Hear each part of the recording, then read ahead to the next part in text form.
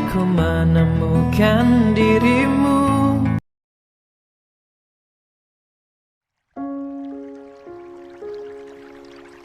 Pernikahan yang tak diinginkan. Bab 472. Kenapa kalian diam saja? Suaranya meninggi, kali ini terdengar tegas namun juga rapuh. Dia meraih cadar di wajahnya dan menurunkannya dengan kasar. Napasnya tersengal, wajahnya pucat. Sampai kapan kalian mau diam? 60. Beberapa pembantu menunduk makin dalam. Salah satu dari mereka, seorang perempuan parubaya yang biasanya paling tenang, akhirnya melangkah maju dengan mata basah. Suaranya lirih, namun cukup untuk memecah udara yang tegang itu. Madam, Nyonya Asa, Madam Mahira telah tiada. Waktu berhenti. Suara itu seperti menghantam dinding dada Azarin, membuatnya kehilangan napas. Bibirnya terbuka, tapi tak ada suara keluar. Tangannya yang masih menyentuh figura perlahan turun, sementara wajahnya membeku di tempat. Mbak Santi yang berdiri di belakangnya langsung meneteskan air mata, menutup mulutnya untuk menahan isak. Sementara Alina yang belum paham, hanya menatap ke sekeliling dengan kebingungan, matanya mencari sesuatu, mungkin balon, mungkin kue seperti yang dia bayangkan saat menyebut kejutan tadi. Bunda, mana kejutan ayah? Tanyanya pelan. Suaranya terdengar jernih tapi menusuk. Tak ada yang menjawab. Sampai akhirnya suara Azarin pecah. Nada lembutnya menghilang, berganti getar amarah yang menekan di dada. Di mana suamiku? Suaranya bergetar, tapi tegas. Tak ada jawaban. Semua hanya menunduk. Matanya menajam, napasnya mulai tersengal. Dia melangkah maju. Suaranya meninggi dengan aksen khas Dubai yang menajam di setiap kata. Aku bertanya, di mana suamiku? Di mana papa? Di mana Davi? Para pembantu saling berpandangan. Beberapa bahkan menggigit bibir menahan tangis. Tapi tak satu pun yang berani menjawab. Azarin mendekat ke meja makan, di mana hidangan masih tersaji untuk tamu yang datang melayat. Tangannya mengepal, lalu menghantam permukaan meja hingga peralatan makan bergetar. Jawab aku. Suaranya meninggi, mata berkaca-kaca. Di mana mereka? Akhirnya, wanita parubaya yang tadi berbicara maju lagi. Suaranya pelan, karena rasa takut. Mereka semua ke pemakaman, Nyonya. Mengantar jenazah Madam Mahira. Kalimat itu membuat tubuh Azarin goyah. Dia berusaha menegakkan tubuhnya, tapi lututnya hampir tak kuat menahan. Napasnya terputus-putus, dan dalam upaya menahan tangis, dia menggigit bibirnya sampai terasa kebas. Namun air matanya tak bisa dibendung, jatuh satu persatu, membasahi cadar yang kini sudah berada di dagunya. Dan kalian semua tidak mengabariku sejak tadi. Suaranya bergetar, parau, namun tetap berusaha tegar. Aku bahkan tidak tahu apa yang terjadi. Kenapa kalian sejahat itu? Para pembantu makin menunduk, beberapa mulai terisak. Azarin melangkah satu langkah lebih dekat, suaranya meninggi. Kalian tahu kontak ponselku, kalian tahu aku bisa dihubungi. Tapi kalian diam saja. Wanita parubaya itu menangis tertahan, berusaha berbicara di sela napas. Maafkan kami, Nyonya, kami mendapat larangan dari Tuan Din. Kami tak boleh memberi kabar apapun sebelum beliau sendiri yang mengizinkan. Hati Azarin mencelos. Tubuhnya serasa kehilangan keseimbangan. Din. Nama itu terlintas begitu tajam di pikirannya, dan untuk pertama kalinya, rasa kecewa yang dalam menusuk hatinya. Suamiku melarang kalian. Suaranya melemah, tapi nadanya syarat dengan perasaan terlukai. Lalu dia menatap para pembantu satu persatu. Tatapan matanya bergetar, namun tajam dan penuh emosi yang ditahan di ambang batas. Lihatlah putriku, katanya, menunjuk Alina yang kini berdiri di sampingnya, memegang ujung bajunya. Lihat betapa dekatnya dia dengan neneknya. Lihat wajahnya yang kebingungan, menunggu seseorang yang tidak. 61. Akan pernah kembali. Alina mendongak, wajah mungilnya penuh tanda tanya, sementara tangan kecilnya menarik pelan jari ibunya. "Bunda, kenapa marah?" tanyanya polos. Azarin menarik napas berat, lalu menatap anaknya sebentar, dan kembali menatap para pembantu. Air matanya jatuh lagi, tapi kali ini tak dia hapus. "Kalian tahu betapa pentingnya Bu Mahira untukku, tapi kalian semua memilih diam. Sekalipun suamiku melarang kalian, kalau kalian benar-benar menghargai aku, kalian pasti akan berusaha menghubungiku. Dengan cara apapun." Suasana ruangan membeku. Hanya terdengar isak lirih dari Mbak Santi yang tak sanggup menatap majikannya. Azarin menunduk, menggenggam erat ujung meja. Suaranya melemah, pecah di ujung kalimat. Dan sekarang, dia berhenti sejenak, menahan sesak di dadanya. "Sekarang bahkan jasadnya pun aku tak sempat lihat." Air matanya jatuh deras, bahunya bergetar, dan napasnya tersengal pelan. "Kalian semua keterlaluan," lirihnya dengan suara nyaris patah. Ruangan itu hening seketika. Hanya terdengar isak kecil dari para pembantu yang kini ikut berlutut, menundukkan kepala dengan wajah penuh penyesalan. Mereka menatap lantai, tangan mereka menempel di dada, seolah memohon ampun atas apapun yang baru saja terjadi. Azarin berdiri di tengah ruang tengah dengan wajah hancur. Air mata sudah bercucuran, bibirnya bergetar. Dalam sorot matanya ada campuran kehilangan, amarah, dan duka yang tak sempat berpamitan, perasaan yang menyesakkan setiap helaan napas. Hening itu bertahan lama, sampai akhirnya suara lirih Azarin kembali terdengar. "Bawa Zayan dan Zamira ke kamar," ucapnya pelan tapi tegas, masih menatap lantai tanpa menoleh sedikit. "Pun." Mbak Santi yang masih menangis pelan segera mengangguk, mengusap air matanya dengan punggung tangan. "Baik, Bu," jawabnya dengan suara bergetar. Dia lalu menarik stroller ganda yang berisi bayi kembar itu dengan perlahan. Langkahnya pelan, tapi terasa berat. Setiap roda stroller yang bergulir di atas lantai seperti menyeret kenangan, tentang Bu Mahira, tentang masa lalu yang penuh kasih. Dia masih bisa mengingat jelas bagaimana almarhumah memperlakukannya dengan sabar, bahkan saat dia baru bekerja di rumah itu. Tak pernah ada bentakan, tak pernah ada nada tinggi. Hanya kelembutan seorang ibu. Sekarang, sosok itu tiada. Dan rumah ini, terasa kehilangan separuh napasnya. "Mbak," panggil Azarin tiba-tiba, tanpa menoleh. Suaranya tenang, tapi syarat dengan tekanan emosi. Mbak Santi berhenti, menatap punggung Azarin yang masih tegak di depan meja. "Iya, Bu." Suaranya pelan. Azarin menarik napas panjang, menelan suara tangis yang hampir pecah lagi. "Bawa Alina sekalian. Gantikan pakaiannya. Kalau si kembar masih tidur, biarkan saja." Suaranya mulai bergetar. Minta Alina menyelesaikan hafalannya. Mbak Santi mengangguk dengan cepat, menelan air matanya. "Baik, Bu." Dia lalu mendekati Alina yang masih berdiri di sisi ibunya dengan wajah bingung. Namun gadis kecil itu menatap ke arah ibunya, matanya penuh tanda tanya. Tangannya yang mungil masih menggenggam ujung gamis Azarin erat-erat. 62. "Bunda." Suaranya lirih. "Ada apa? Kenapa Bunda marah?" Azarin mengusap kasar wajahnya, seolah ingin menghapus duka dari mata tersebut, lalu menunduk, menatap putrinya.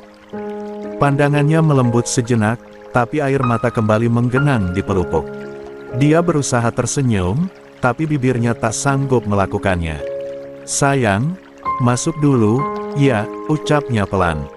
"Temani adik-adikmu, selesaikan hafalanmu seperti yang Bunda minta." "Tapi, Bunda."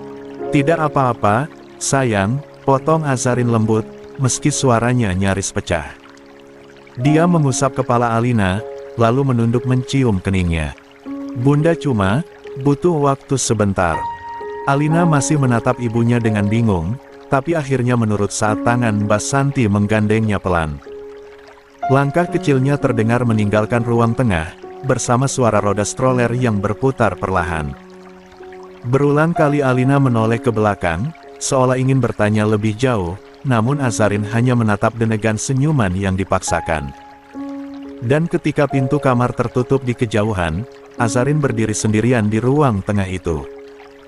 Sisa aroma melati masih memenuhi udara, lilin-lilin di meja belum padam, dan di sana, di tengah semua itu dia terdiam, menatap figura Bu Mahira yang dikelilingi bunga putih. Dia kembali mendekat, lalu dengan gemetar menyentuh kaca figura itu dengan lembut. "Ibu," bisiknya lirih. Tiba-tiba suara mesin mobil berhenti di halaman depan. Bunyi pintu mobil dibuka dan langkah tergesa di teras membuat dada Azarin menegang. Dia sudah menebak, itu suara mobil Din. Rasa kecewa, marah, dan perih bercampur jadi satu dalam dadanya. Napasnya naik turun, matanya menatap kosong ke arah pintu. Dengan langkah mantap tapi berat, dia berjalan menuju ruang tamu, berdiri di sana menunggu. Tak lama, pintu terbuka. Din muncul sambil merangkul ayah mertuanya yang tampak masih lemah. Namun begitu pandangannya bertemu dengan sosok di hadapannya, waktu seolah berhenti. Azarin berdiri di tengah ruangan, tubuhnya tegak tapi wajahnya hancur. Air mata terus menetes tanpa dia sadari. Dia tidak bicara, tidak bergerak, hanya menatap Din dengan pandangan penuh luka dan kekecewaan yang dalam. Din terpaku di ambang pintu. Matanya membulat, napasnya tertahan, seperti baru saja melihat sesuatu yang tak mungkin. Sayang." Suaranya parau dan terbata-bata.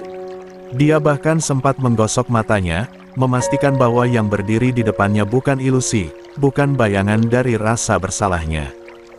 Namun di saat yang sama, suara jeritan dari dalam rumah mengguncang keheningan itu. "Neek. Neek. Jangan tinggalin Alina." Teriakan itu melengking, menggema di seluruh rumah. Suara Alina.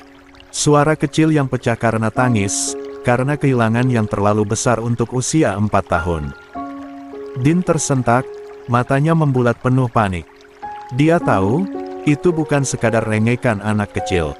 Itu adalah jeritan duka yang tulus, dari hati yang baru saja dirobek kehilangan. Tanpa menoleh sedikit pun ke arah Azarin, Din berlari masuk ke dalam rumah. Langkahnya terburu-buru, nyaris tersandung saat menapaki ambang ruang tengah.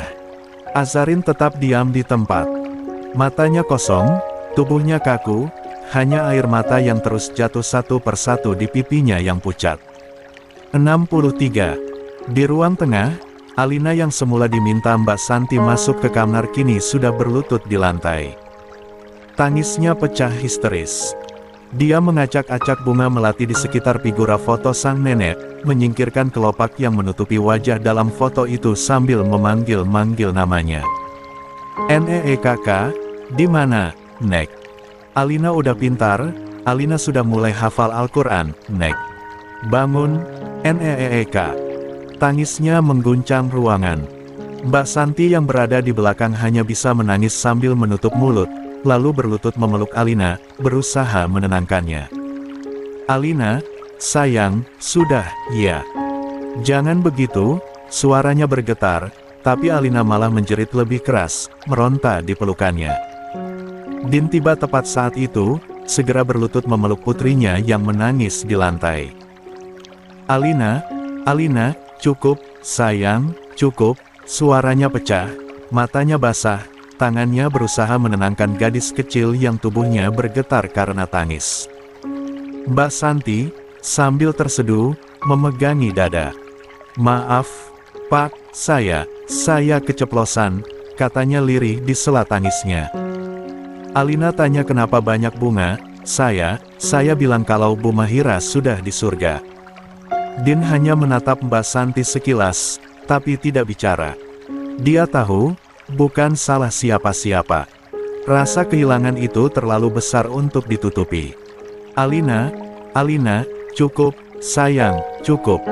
Din kembali membujuk Alina, meski suaranya tenggelam dalam tangisan putrinya. Tangannya bergetar saat mengusap kepala gadis kecil itu, namun Alina justru meronta, menepis pelukan itu, menjerit semakin keras. "Enggak mau. Nenek bohong." Tangisnya pecah, matanya memerah, napasnya tersengal di antara isak. "Nenek janji mau pulang ke Dubai, Ayah." Nenek janji mau peluk Alina lagi. Tapi kata Mbak Santi, nenek udah pergi ke surga sama Ibu Safa. Suara kecil itu menggema di ruangan, menghantam hati Din seperti ribuan jarum. Dia membeku sejenak, matanya menatap wajah putrinya yang basah air mata, tubuhnya bergetar karena histeris. Nenek bohong, ayah.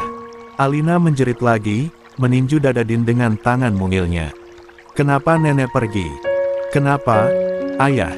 Alina mau ketemu nenek. Alina mau. Din tak bisa menahan tangisnya lagi. Air matanya jatuh deras, membasahi wajah dan pundak putrinya. Dia memeluk Alina erat-erat, berusaha menenangkan, meski hatinya sendiri nyaris hancur berkeping-keping. Maaf, sayang, maafkan ayah, bisiknya dengan suara serak. Nenek enggak bohong, nenek cuma, udah tenang sekarang, di tempat yang lebih indah. Tapi kata-kata itu justru membuat Alina semakin keras menangis. Dia meronta lagi, menjerit di pelukan ayahnya yang tak mampu menahan guncangan kecil tubuh itu. Enggak mau. Alina mau nenek. Alina mau peluk nenek, ayah. Tolong jemput nenek, tolong jemput nenek. Din menutup matanya rapat, bahunya bergetar menahan tangis yang semakin tak terbendung. Dia mencium kepala Alina berulang kali, tapi rasa bersalah dan kehilangan terus mencengkeram dadanya, membuat napasnya terasa sesak. Pakaian yang dia kenakan masih berdebu dan sedikit kotor, sisa dari tanah pemakaman. Aroma bunga dan tanah basah masih menempel pada tubuhnya, sebuah tanda bahwa dia baru saja mengantarkan kepergian wanita yang selama ini menjadi cahaya bagi keluarga mereka. Sementara itu, Pak Argatama yang berdiri di ambang pintu, memandangi cucunya dengan wajah hampa. Biasanya, dialah yang langsung berlutut untuk memeluk, mengangkat, dan membujuk Alina agar berhenti menangis. Tapi kali ini, langkahnya tertahan. Wajahnya pucat, matanya sembab, seolah sebagian jiwanya ikut terkubur bersama istrinya di pemakaman tadi. Dia hanya menunduk, lalu perlahan berbalik tanpa sepatah kata pun, melangkah menuju kamar dengan punggung membungkuk dan langkah terseok. 64. Tangis Alina masih terdengar, memecah keheningan malam di rumah itu. Tangisan yang bukan sekadar kehilangan, tapi juga penyesalan, karena janji sederhana dari seorang nenek kini tak akan pernah bisa ditepati lagi. Din tetap berlutut di lantai, memeluk putrinya erat, sementara air matanya menetes di rambut Alina. Maaf, sayang, maaf. Hanya itu yang bisa dia ucapkan berulang kali, seolah kalimat itu syarat penyesalan untuk anak dan istrinya yang telah dia asingkan saat jasad ibunya datang. Dan dari ruang tamu, Azarin masih berdiri diam di tempat, membeku bagai arca. Matanya kosong, memandang ke arah suara tangisan itu tanpa benar-benar melihat. Air matanya jatuh perlahan, menandai duka yang kini tak hanya milik satu orang, tapi seluruh rumah yang kehilangan cahaya yang sama. Udara di ruangan itu terasa berat, sesak oleh kesedihan yang tak tersampaikan. Dan di ambang pintu, langkah pelan terdengar. Davian berdiri di sana. Wajahnya sembab, mata merah, tubuhnya terlihat lelah dan kusut. Tanah merah masih menempel di ujung celana panjangnya. Dia menatap sosok kakak iparnya yang berdiri kaku di ruangan yang sama, lalu menarik napas panjang sebelum akhirnya melangkah mendekat perlahan. Langkah itu terasa berat, tapi setiap hentakannya terdengar jelas di lantai marmer yang dingin. Ketika jarak mereka hanya terpaut beberapa langkah, Davian berhenti. Dia menunduk dalam-dalam, menatap lantai seolah tak berani menatap wajah Azarin. Maaf, Mbak, suaranya serak, nyaris berbisik. Maafkan aku. Suasana hening. Hanya suara tangisan Alina dari ruang tengah yang masih terdengar lirih dan terputus-putus.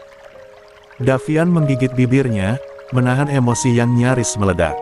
Karena aku, kita semua kehilangan ibu. Ucapannya pecah di akhir kalimat, menandakan betapa kalimat itu menghancurkan dirinya sendiri. Namun, Azarin tidak menjawab. Tidak satu kata pun keluar dari bibirnya. Dia hanya menatap Davian tanpa ekspresi, tapi dari sorot matanya, jelas bahwa yang bergejolak di dalam dirinya bukan hanya kesedihan. Ada kekecewaan yang dalam, ada luka yang menganga karena rasa terbuang dan diasingkan, di saat dia seharusnya bisa menggenggam tangan ibu mertuanya untuk terakhir kali, mengucap terima kasih, atau sekadar berpamitan. Kini yang tersisa hanya kenangan yang terbingkai, dan udara yang penuh dengan wangi bunga melati, aroma yang semakin menyesakkan. Davian menelan ludah, matanya memerah lagi, tapi dia tahu tak ada lagi kata yang bisa menebus segalanya. Dia menunduk sekali lagi, lalu berbalik tanpa menatap siapapun. Langkahnya pelan, hampir tak bersuara, menaiki tangga menuju lantai 2. Di bawah sana, suara Alina masih terdengar sesenggukan di pelukan Din.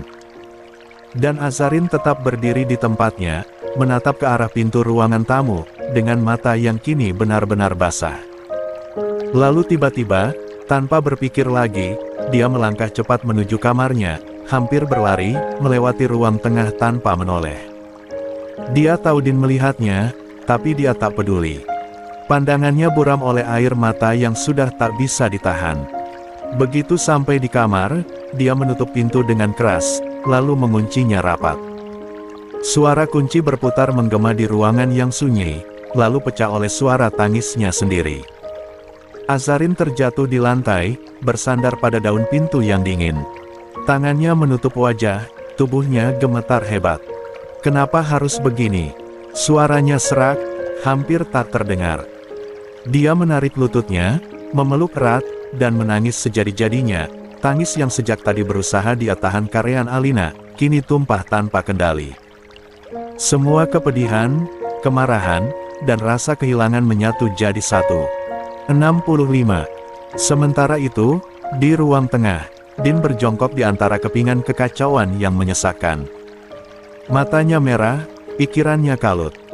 Putrinya masih meraung histeris di pelukannya, sementara suara pintu kamar Azarin yang tertutup keras masih terngiang di telinganya. Dan ayahnya, entah di mana. Sejak menenangkan Alina tak lagi terlihat. Din menoleh kanan kiri dengan panik, bayangan serangan jantung ayahnya kembali menghantui pikirannya.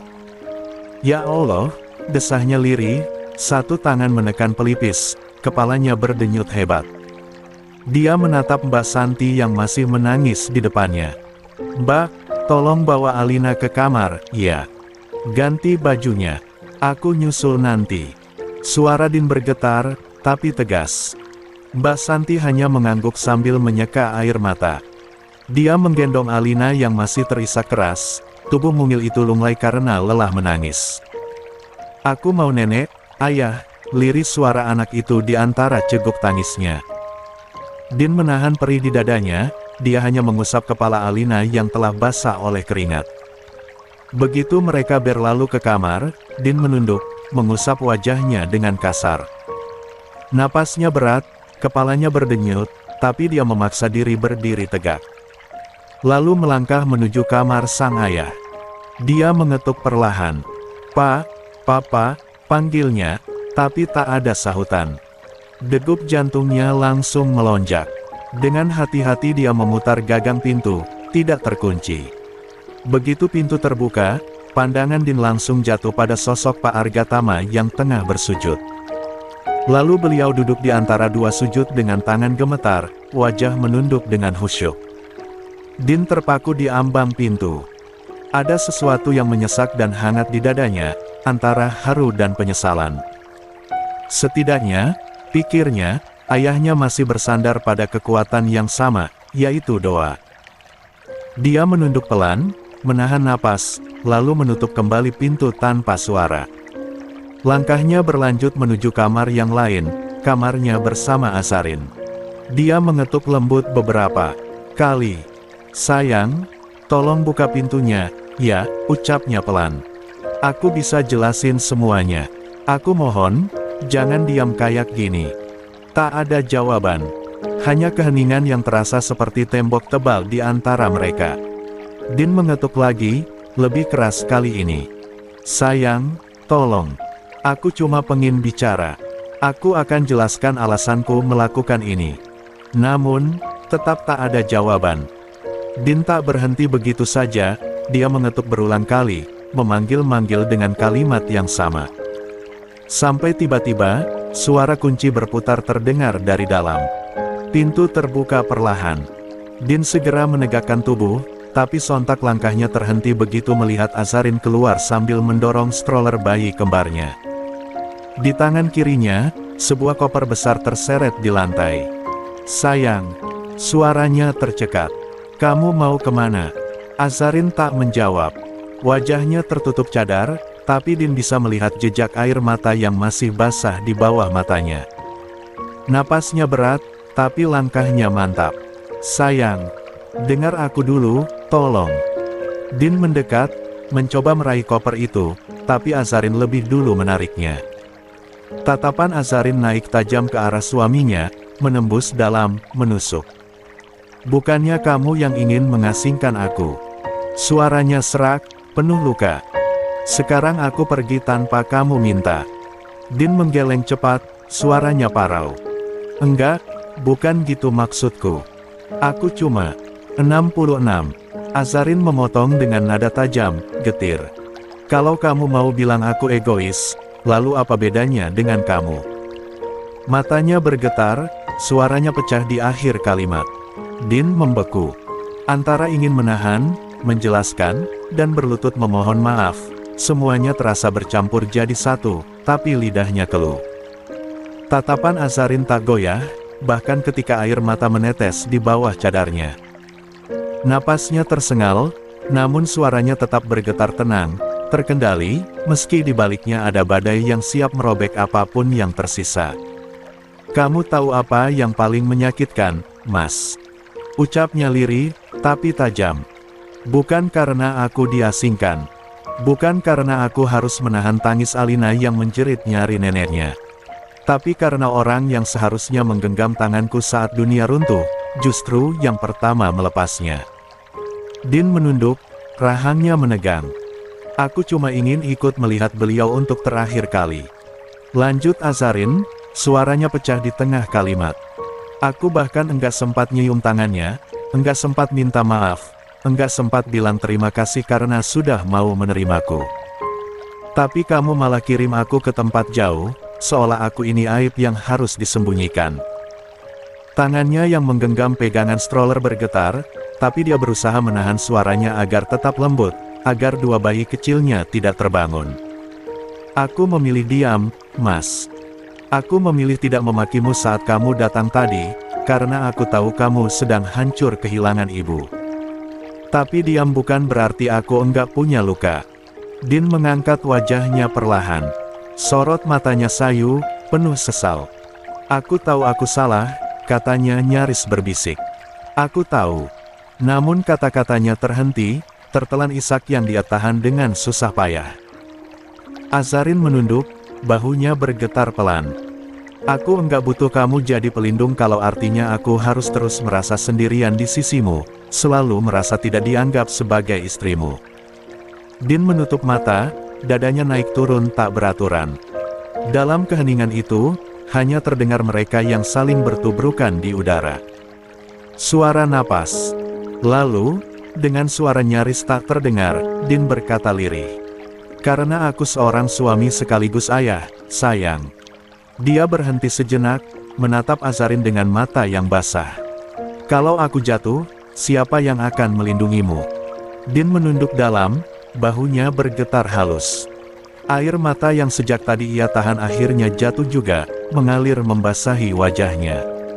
Suaranya serak, patah di setiap jeda napas. "Aku mohon dengan sangat, jangan tinggalin aku sendirian, Za, aku butuh kamu. Aku butuh kamu saat ini." Suasana di antara mereka seakan membeku. Hanya ada suara detak jam dinding dan napas mereka yang berat. Azarin menggenggam gagang kopernya erat, jemarinya memutih karena tekanan. Matanya menatap ke bawah, tidak sanggup menatap wajah suaminya yang kini tampak rapuh di hadapannya. "Baiklah," ujarnya akhirnya, pelan namun tegas. "Aku tidak akan pergi." Din mengangkat wajah, matanya menatap penuh harap, tapi harapan itu segera pupus oleh kata berikutnya. "Tapi untuk sementara, jangan ganggu aku, Mas." Nada suaranya datar, tenang, tapi dari setiap getarannya terdengar jelas bahwa hatinya sedang runtuh perlahan. Aku gak tahu bagaimana caranya menjelaskan rasa kecewaku, marahku, semua gejolak yang bersarang di dadaku. Rasanya untuk bernapas saja sesak, Mas. Kata-katanya menggantung, dan Din hanya diam dengan kepala tertunduk lagi, pandangannya kabur oleh air mata yang belum sempat kering. Jangan ganggu aku mulai sekarang. Lanjut Azarin lirih, tapi mantap. Tidak perlu jelaskan apapun tentang alasanmu menutupi kematian ibu dariku dan Alina. Aku gak siap dengar alasan lagi, Mas. Aku cuma butuh tenang. Suasana di depan kamar itu benar-benar hening. Hanya terdengar bunyi roda stroller yang berputar perlahan ketika Azarin kembali menariknya masuk ke dalam kamar.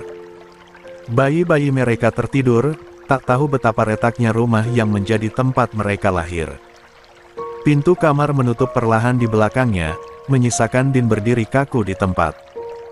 Dia menatap pintu itu lama, pintu yang kini menjadi batas antara dirinya dan wanita yang dia cintai, batas antara penyesalan dan harapan yang nyaris padam. Din mengusap wajahnya kasar, tapi tangannya gemetar. Di dalam dada, rasa sesak itu terus menggedor, menyayat tiap tarikan napas. Namun dia tahu, inilah harga dari perbuatannya.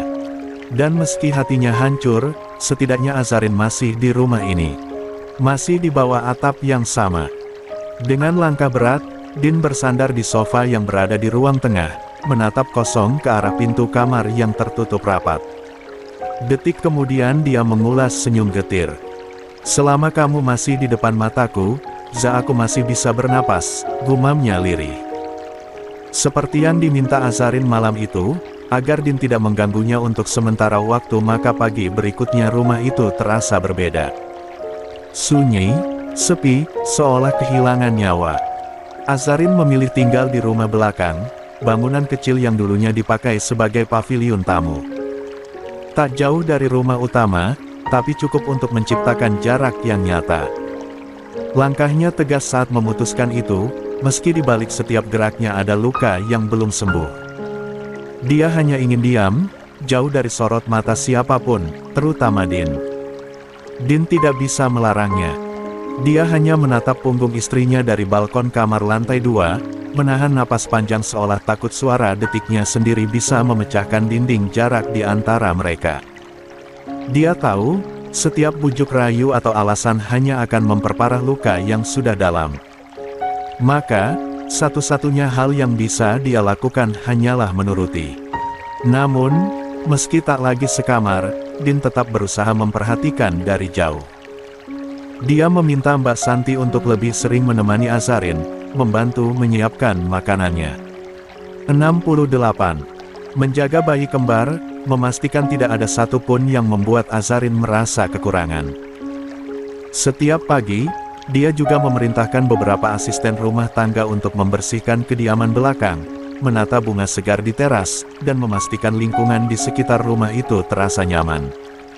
Tapi semua itu hanyalah caranya mencintai dalam diam. Setiap kali dia melihat dari jendela lantai 2 rumah utama, Azarin tak pernah keluar dari paviliun tersebut, yang membuat dadanya makin terasa sesak oleh rasa bersalah dan kerinduan. Dia ingin menghampiri, tapi langkahnya selalu terhenti di batas teras. Ada ketakutan tersendiri, bahwa kehadirannya justru akan membuat luka itu terbuka lagi. Setelah lama memandangi paviliun dari balkon, Din akhirnya berbalik, menuruni anak tangga pelan-pelan. Langkahnya terasa berat, bukan hanya karena kelelahan, tetapi karena beban yang menghimpit dadanya sejak malam pemakaman itu. Di lantai bawah, rumah besar itu terasa seperti kehilangan napas. Ayahnya belum keluar kamar sejak malam duka itu. Pintu kamar selalu tertutup rapat, dan setiap kali Din melintas di depannya, dia hanya bisa mendengar batuk lirih atau desahan panjang dari dalam.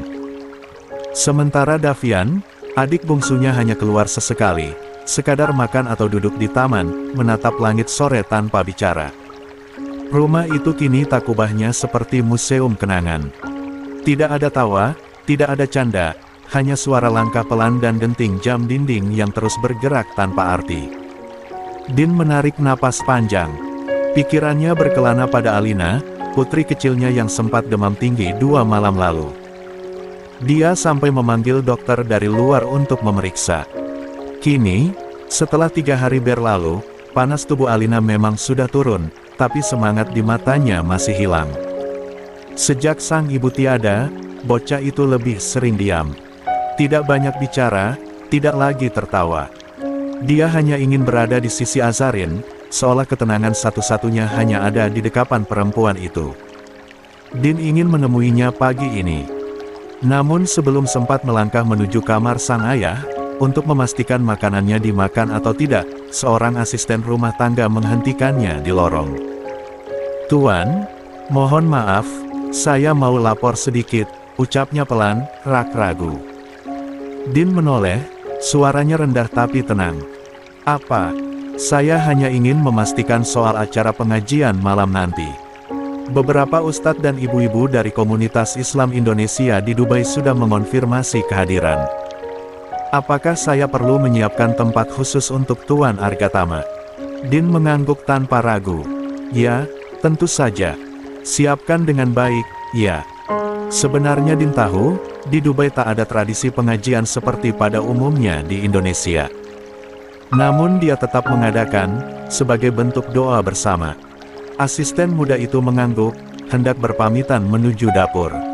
Namun langkahnya baru beberapa meter saat suara Din kembali memanggil. "Tunggu." Wanita itu berhenti dan berbalik, menunduk sopan. "Iya, Tuan." Din menatapnya dalam, seolah kalimat yang akan dia ucapkan membawa beban lain yang tak kalah berat. "Siapa yang mengantarkan makanan untuk istri saya di rumah belakang?" Sekilas, wajah sang asisten berubah canggung. Dia menelan ludah sebelum menjawab dengan suara hampir tak terdengar. "Maaf, Pak, Nyonya menolak dibawakan sarapan." Kening Din langsung berkerut. "Menolak?" "Ya, Pak. Katanya, tidak usah. Beliau akan keluar pagi ini." Din sontak menatap tajam, nyaris tak percaya. "Keluar?" Ulangnya cepat, nadanya meninggi tanpa sadar. 69. Wanita itu mengangguk kecil. "Iya, Tuan." "Keluar kemana?" Suaranya kini terdengar tegas dan panik bersamaan. Namun asisten itu spontan menggeleng cepat, wajahnya pucat. Saya tidak tahu, Tuan." Nyonya tidak bilang apapun." Tanpa menunggu penjelasan lebih lanjut, Din langsung berbalik. Langkahnya berat tapi cepat, menghentak lantai marmer menuju paviliun belakang rumah. Napasnya memburu. Dadanya terasa berdebar keras, seperti ada firasat yang menekan pikirannya tanpa ampun. Begitu tiba di depan paviliun, dia langsung mengetuk berulang kali. "Toh, toh, toh." Suara ketukannya menggema di halaman yang lengang. Sayang, buka pintunya." Panggilnya keras, namun tak ada jawaban. Din mengetuk lagi, lebih keras, nyaris memukul. Tapi tetap saja, sunyi. Tak ada suara, tak ada langkah, tak ada tangisan bayi sekalipun. Degup jantungnya makin cepat. Dengan tangan gemetar, dia merogoh ponsel dari saku, menekan nomor Azarin berulang kali. Namun layar ponselnya hanya menampilkan satu tulisan yang membuat darahnya dingin. "Nomor yang Anda tuju sedang tidak aktif." Din menutup wajahnya dengan kedua tangan, mengusapnya kasar. Napasnya tersengal. "Ya Tuhan," desisnya lirih, lalu segera menoleh ke arah salah satu pekerja rumah yang tengah lewat. "Kunci cadangan paviliun, cepat ambilkan padaku." Pekerja itu berlari tergesa, kembali beberapa detik kemudian sambil menyerahkan kunci. Tangan Din gemetar saat memutar gagangnya. Begitu pintu terbuka, ruangan di dalam tampak rapi dan sunyi. Tak ada siapapun di sana. Buayan bayi kosong. Mantel yang biasa Azarin gunakan memang sudah tak tergantung di gantungan.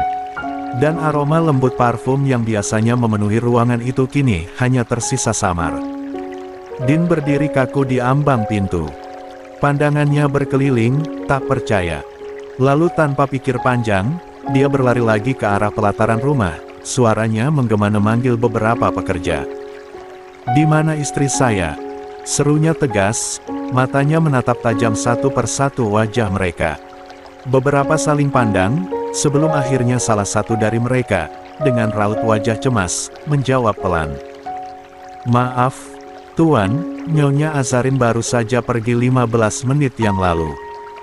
Bersama Nona Alina, Santi, dan bayi-bayi kembar. Mereka diantar oleh Pak Amir." Dunia seolah berhenti sesaat. Din terdiam. Suara di sekitarnya mendadak hilang, hanya desiran angin yang terdengar samar. "Kemana mereka pergi?" tanyanya perlahan, namun suaranya jelas mengandung nada ancaman yang ditekan kuat. Semua pekerja menunduk, saling tatap, lalu menggeleng bersamaan. "Kami tidak tahu, Tuan." Din menghela napas keras, lalu segera menekan nomor Amir di ponselnya. Nada sambung terdengar lama sebelum akhirnya suara sopirnya menjawab dengan nada sopan. "Assalamualaikum, Tuan Din." "Amir," ucap Din cepat, nadanya berat. "Istriku kemana?" Ada jeda sejenak sebelum Amir menjawab pelan. "Ke pemakaman, Tuan." Mata Din memejam sesaat, dan di detik itu juga dadanya seolah diremas dari dalam.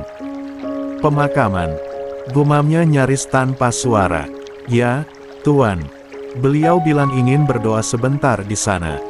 Lanjut Amir hati-hati. Din menelan ludah, berusaha menguasai diri. "Baik. Bawa mereka pelan-pelan. Jangan terburu-buru. Pastikan semua aman, apalagi si kembar ikut." 70. "Siap, Tuan. Saya akan berhati-hati." Setelah sambungan telepon terputus, Din hanya berdiri diam di teras rumah memandangi layar ponselnya yang menampilkan wallpaper keluarganya, foto Azarin bersama Alina. Azarin tersenyum lembut dalam foto itu, meski wajahnya tertutup cadar. Tapi matanya begitu hidup, penuh kasih, hangat, dan lembut. Din menyentuh layar itu pelan, seolah bisa merasakan hangat kulitnya dari balik kaca dingin. "Sayang," bisiknya lirih, suara nyaris tenggelam oleh napasnya sendiri. "Maaf." "Ya." Air matanya akhirnya jatuh juga. Bukan karena marah, bukan karena kecewa, tapi karena rindu yang tak terucap. Rindu untuk memeluk perempuan yang kini bahkan belum mau memandangnya. Setiap malam, tanpa ada yang tahu, Din menangis dalam diam. Dia memeluk bingkai foto sang ibu. Dia sering bicara pada foto itu, seolah sang ibu masih bisa mendengarnya. Namun setiap kali pagi datang, dia keluar dari kamar dengan wajah tenang, senyum kecil yang dipaksakan, dan suara yang dibuat seolah biasa. Seolah dirinya paling kuat di rumah itu. Padahal, hanya Tuhan yang tahu betapa remuknya hatinya. Setelah puas menatap ponselnya di teras rumah, Din akhirnya berbalik dan melangkah menuju lantai 2. Dia berhenti di depan kamar Davian. Dia mengetuk pelan, menunggu, namun tak ada suara dari dalam. Tangannya menggenggam handle pintu dan coba dibuka, benar saja, pintu kamarnya tidak terkunci. Dengan hati-hati dia membuka pintu, meski menyisakan derit halus. Pemandangan pertama yang menyambut matanya, tampak Davian duduk di depan jendela, mengenakan kaos lusuh. Bahunya merunduk, kepalanya menunduk.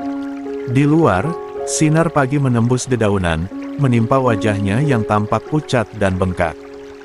Dia tidak bergerak, tidak menyapa. Hanya diam, seperti kehilangan arah. Din melangkah mendekat. "Mau sampai kapan kamu berdiam diri di kamar, Dav?" Suaranya pelan, tapi tegas. Davian tidak menjawab. Hanya suara burung yang terdengar samar dari luar jendela.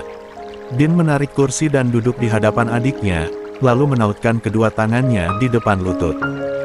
"Sekarang sudah hari ketiga ibu pergi," katanya pelan. "Banyak tamu datang silih berganti, tapi kamu tetap di sini terus. Kamu gak mau turun. Setidaknya menyapa orang-orang yang datang buat kirim doa." Sunyi. Hanya jarum jam yang berdetak lambat, menambah berat suasana di ruangan itu. Din menatap wajah adiknya lama. Dia tahu apa yang sedang mentebani Davian, rasa bersalah, kehilangan, penyesalan yang seolah tak punya ujung. Tapi sebelum dia sempat berkata lebih jauh, Davian menoleh pelan. "Bang," ucapnya serak. "Kamu sendiri kelihatan kuat, tenang, seolah semua ini gak terlalu nyakitin kamu. Apa kamu beneran gak terpukul sama kepergian ibu?" Pertanyaan itu menggantung, menamparkan Din dengan lembut tapi dalam. Din menghela napas panjang, menatap lantai sebelum akhirnya berucap lirih. "Terpukul, Dav, lebih dari yang kamu bayangin." Dia menegakkan tubuhnya, matanya mulai berkaca-kaca. "Aku cuma gak bisa nunjukin. Kalau aku ikut jatuh, siapa yang jagain kamu, jagain papa, Asa dan anak-anakku? Siapa yang akan jagain rumah ini? Aku gak punya pilihan selain berdiri." Davian menatapnya dengan pandangan sendu. Ada sesuatu yang bergolak di matanya, semacam perasaan malu dan iba sekaligus. Namun dia tetap memilih diam. "Kita udah kehilangan satu orang yang paling kita sayang, Dav. Tapi jangan sampai kehilangan diri sendiri juga. Ibu pasti pengen lihat anak-anaknya kuat." "Bukan begini," ucap Din dengan tenang. Davian menggigit bibir, menunduk, dan perlahan bahunya mulai bergetar. Air mata jatuh, membasahi punggung tangannya. Din bangkit, lalu berdiri di belakangnya. Dia menepuk bahu adiknya lembut. 71. "Bang," Davian berbisik pelan di sela tangisnya. "Aku kangen ibu." Din mengangguk pelan, suaranya nyaris pecah. "Aku juga, Dav. Setiap malam aku masih ngomong sama foto beliau. Kadang aku berharap ibu jawab, tapi yang kudengar cuma sepi." Davian menutup wajahnya dengan kedua tangan. Tangisnya kian pecah. Din tak kuasa lagi menahan diri. Dia memeluk bahu adiknya erat, menahan gejolak di dadanya sendiri. "Ibu pasti lagi lihat kita dari atas sana, Dav," ucap Din lirih, menatap keluar jendela. "Dia pasti pengen lihat kita berdamai sama takdir, bukan terus saling menyalahkan." Namun tangis Davian kembali pecah, seolah luka batinnya tak kunjung sembuh. Berbeda dengan Din yang berusaha menjadi pundak untuk kehancuran semua ini. Dia memeluk adiknya sambil mengusap pelan kepala adiknya.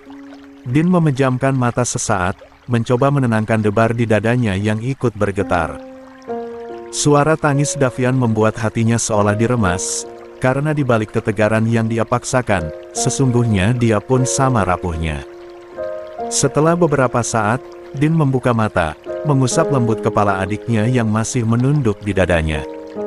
"Dav," suaranya pelan, tapi bergetar. "Aku mohon, jangan terus ngurung diri kayak gini. Kamu pikir ibu bakal senang lihat kita begini?" Davian hanya menggeleng pelan, tangisnya masih tersendat. Din menarik napas panjang, menatap keluar jendela di mana cahaya pagi menembus dedaunan. "Hidup ini gak berhenti walau seseorang pergi, Dav. Ibu udah selesai sama bagiannya di dunia, sekarang giliran kita yang harus jalanin bagian kita." Dia melepaskan pelukannya, dengan menghadapkan adiknya ke arahnya, matanya berkilat menahan emosi. "Kematian bukan untuk membunuh kita semua, tapi untuk ngingetin, kalau kita harus belajar berdiri tanpa tangan yang dulu selalu siap merangkul." Davian diam. Air matanya kembali jatuh, tapi kali ini tanpa isak. Hanya ada sunyi yang menyelimuti. Din menatap wajah adiknya dalam-dalam, lalu menggenggam kedua bahunya. "Kamu tahu, Dav," katanya dengan suara bergetar, "berat memang jalan tanpa ibu. Tapi bukan berarti kita berhenti. Ibu gak pergi supaya kita hancur. Beliau pergi supaya kita tumbuh." Davian menatapnya samar, seolah mencoba memahami tiap kata yang keluar dari mulut kakaknya. Sekarang papa juga ngurung diri di kamar. Dia menghela napas dalam, menatap jauh seolah bicara pada dirinya sendiri. "Terkadang, jadi kuat itu bukan pilihan, tapi kewajiban buat orang yang tersisa." Kata-kata itu menggantung. Davian akhirnya mengusap air matanya perlahan. "Tapi aku masih belum siap, Bang," suaranya lirih, seperti bocah kecil yang kehilangan arah. Din tersenyum getir, lalu menepuk pelan pipi adiknya. "Siapa bilang aku juga siap?" katanya nyaris berbisik. "Gak ada yang siap ditinggal orang yang paling disayang. Tapi hidup gak pernah nunggu sampai kita siap. Keheningan kembali menyelimuti mereka, hanya kali ini terasa berbeda. Lebih hangat, lebih menenangkan. Din menatap Davian dengan tatapan lembut yang syarat makna. Ayo, kita turun. Hibur papa di kamar, temani dia sarapan, walau cuma diam. Kadang, diam pun bisa jadi doa buat yang udah pergi. Davian menatapnya dalam-dalam. Ada keraguan di matanya, tapi juga ada sedikit ketenangan yang baru saja tumbuh. Air matanya masih mengalir, menuruni pipinya perlahan, tapi bukan lagi air mata yang meluap karena amarah atau sesal, melainkan karena mulai belajar menerima. Din menepuk bahu adiknya pelan. Kita gak boleh terus sembunyi di balik duka. Ibu udah bahagia di 72 tempatnya. Sekarang tugas kita adalah bikin papa kuat, dan diri kita juga. Davian menggigit bibirnya, menahan isak yang tersisa. Ia mengangguk perlahan. Aku akan coba, Bang, katanya pelan, suaranya bergetar, tapi ada tekad di dalamnya. Din tersenyum tipis, meski senyum itu tak sampai ke matanya. Dia tahu perjuangan menerka belum selesai. Tapi melihat adiknya mulai membuka hati, itu sudah cukup membuat dadanya sedikit lega. Bagus, ujarnya lembut. Pelan-pelan aja. Gak harus hari ini langsung kuat. Kadang, langkah kecil pun udah cukup, asal gak berhenti. Davian mengusap sisa air matanya dengan punggung tangan, lalu berdiri perlahan. Din ikut bangkit, menepuk bahunya sekali lagi. Mulai hari ini, kita belajar hidup bukan untuk menunggu yang pergi, tapi untuk menjaga yang masih tinggal, bisik Din sambil memeluk pundak adiknya. 73. Pagi itu, udara di pemakaman masih terasa lembab dan dingin. Embun belum sepenuhnya menguap, menempel di ujung rumput yang membatasi tiap pusara. Di bawah langit yang berwarna pucat keperakan, Azarin duduk bersimpuh di depan makam Bu Mahira, ibu mertuanya yang kini telah beristirahat dalam damai. Mantel coklat muda itu tersapu di tanah begitu dia duduk berjongkok, cadarnya sedikit bergetar oleh napas yang tertahan di dada. Di sebelahnya, Alina duduk diam, memeluk lututnya sendiri. Wajah mungil itu terlihat sayu, seolah masih belum mengerti sepenuhnya arti kehilangan, hanya tahu bahwa seseorang yang sangat dicintainya tidak akan kembali. Dari dalam mobil yang terparkir tak jauh, Mbak Santi menjaga si kembar yang masih tertidur. Suasana di sekitar makam begitu hening, hanya suara burung-burung kecil yang bersahutan dari kejauhan. Setelah selesai membacakan doa, Azarin menatap batu nisan di depannya dengan pandangan kabur. Jemarinya bergetar saat menyentuh permukaan batu yang dingin itu, mengusap pelan nama yang terukir rapi di atasnya. Maafkan aku, Ibu, katanya nyaris berbisik. Maaf karena baru datang sekarang. Aku bahkan gak tahu kalau ibu sudah pergi. Udara terasa semakin berat. Azarin menunduk lebih dalam, suaranya bergetar di balik cadar yang mulai basah oleh air mata. Ibu, terima kasih, atas semua kasih sayang ibu selama ini. Aku cuma menantu, tapi ibu memperlakukanku seperti anak sendiri. Bahkan waktu aku salah, ibu selalu menegur dengan lembut. Waktu aku takut menghadapi dunia, ibu yang genggam tanganku. Dia terdiam sejenak, berusaha menahan sesak yang menghimpit dada. Alina menatap ibunya diam-diam, lalu ikut menunduk, seolah ikut merasakan kehilangan itu tanpa perlu banyak kata. Azarin melanjutkan dengan suara yang nyaris tak terdengar. Asteris, rasanya aku belum sempat membalas semua kebaikan ibu, aku belum sempat bilang kalau aku sayang sekali sama ibu, bahwa aku bangga pernah jadi bagian dari hidup ibu. Air matanya menetes satu persatu, membasahi ujung cadarnya. Dia menunduk lebih dalam, suara isaknya tertahan di balik cadar yang lembab oleh air mata. Jemarinya masih menggenggam tepi batu nisan, seperti takut kehilangan pegangan terakhir pada sosok yang begitu berarti baginya. Ibu, suaranya parau, pecah di sela-sela napas yang berat. Kenapa secepat ini? Kenapa takdir begitu terburu-buru memanggil ibu pulang? Angin berembus pelan, mengibaskan helai-helai kain hitam di wajahnya. Suasana sunyi yang melingkupi makam itu, hanya suara hatinya yang bergetar, menekan tiap kata yang dia ucapkan dengan pilu. Ibu pernah janji, kan? Suaranya bergetar lagi, pelan tapi penuh duka. Katanya, setelah urusan di Indonesia selesai, ibu mau balik ke Dubai, mau menyambut kelahiran si kembar, mau mengajarkan Aza menjadi ibu pertama kali. Air matanya mengalir deras kali ini. Tapi yang datang malah, jasad ibu, bahkan aku tidak sempat melihat jasad ibu. Dia mengusap air matanya dengan kasar, meski lelehan bulir bening itu seolah enggan berhenti. Bukan begitu caraku ingin menyambut kedatangan ibu kembali. Dia berhenti bicara, menutup wajah dengan kedua tangannya. Tubuhnya bergetar halus, mencoba menahan tangis agar tak meledak di depan Alina yang masih duduk di sampingnya, menatap bingung. "Maafin aku, Bu," bisiknya lirih, nyaris tenggelam oleh suara desiran angin. "Aku kecewa, bukan pada takdir, tapi pada diriku sendiri. Aku terlalu percaya waktu masih panjang. Aku pikir aku masih bisa bilang terima kasih langsung, masih bisa peluk ibu sekali lagi." 74.